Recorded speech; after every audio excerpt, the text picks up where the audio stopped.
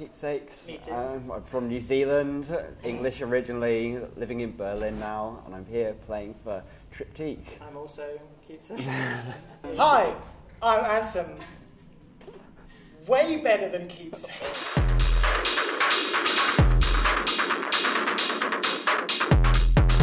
Well, I guess I moved to Berlin because there isn't much of a techno scene in New Zealand. It's very small. We were bringing over people like this guy, and Perk, Headless Horseman, and we were getting, 80 people to a show.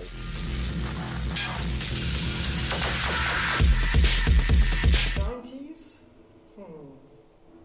James?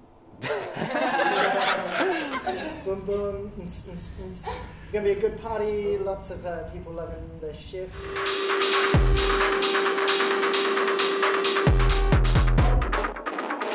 Basically, I started a label, and then James was like, "I want something similar." So I started a label.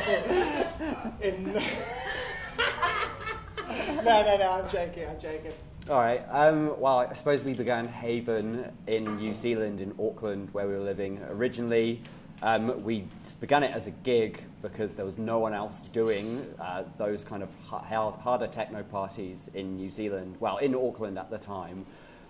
So we kind of started it out of necessity because it was the only way we were going to hear the music we wanted to hear out. We started that in 2015. We're doing gigs for a couple of years, and then in 2018, we started it as a record label. It just felt like the right time. Yeah, needed a record label because... needed a record label. Yeah, there's a lot of delays trying to get records out, and I thought I could do the job better myself. Turns out I'm way worse at it myself, but it's true. Still gave it a good old fucking crack. Killing it, 110% killing it. So this. Yeah, lots of good stuff. Basically, the whole point of Slam was to release a lot of people that we liked, so we could play with people we liked and almost support a system of people we liked. So we're releasing, we've got an EP from Jofar, EP from Manny D, hopefully another EP from Keepsakes, and we're just keeping it in the family.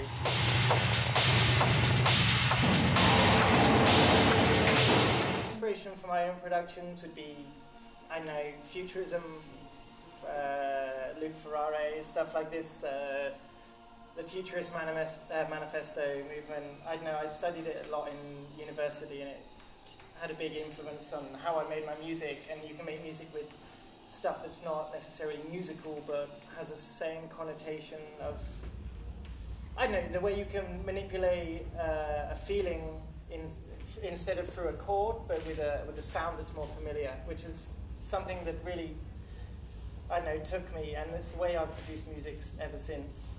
So yeah, some kind of university bullshit, keep it real. Yeah, I guess initially I was just making bad copies of the tracks of like people that I was into, like on the UK side, but also from the 90s, people like Surgeon and Regis, and I wasn't very good at copying them, but along the way I kind of came across my own production techniques and was kind of able to develop my own sound. But there's inspirations from like noise music, punk, hardcore, which is kind of what I used to be involved in before I got into electronic music. Yes and no. Everyone feels like they need to be an artist, and everything you make has some form of art that's gone into it. But you don't need to shove your fucking self up your own ass and think that what you've done is... I suppose that works in any way of art though, yeah.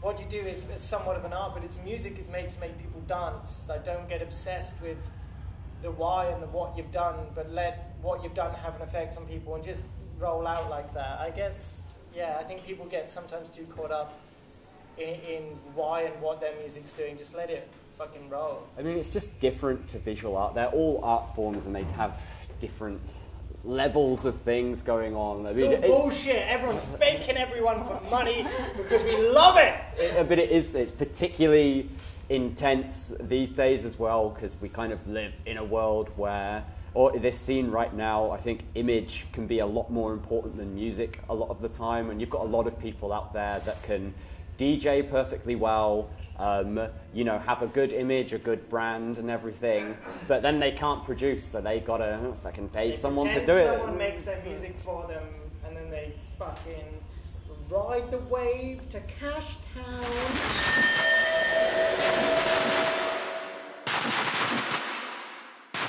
I don't think we've ever really worked together musically. Not strictly, we've done some back-to-backs. I did a remix of his, but it's, yeah, he's not a fucking idiot. It's nice to remix his tunes. He makes, I think he makes amazing music.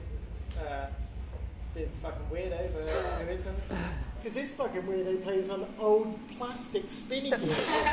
I've never even seen that shit before. Yeah, he can't keep up with the records, No, so this guy's like... too much of a selector. Rewind. Yeah, no, he's killer. Yeah, of course, but like... Preach, brother, preach! We're both like very busy with our own projects as well, but neither of us are busy at all. Just fucking got better shit to do. Red Dead Redemption came out. To be fair, that is taking up a lot of both our times We're at the just moment. killing it, to be honest.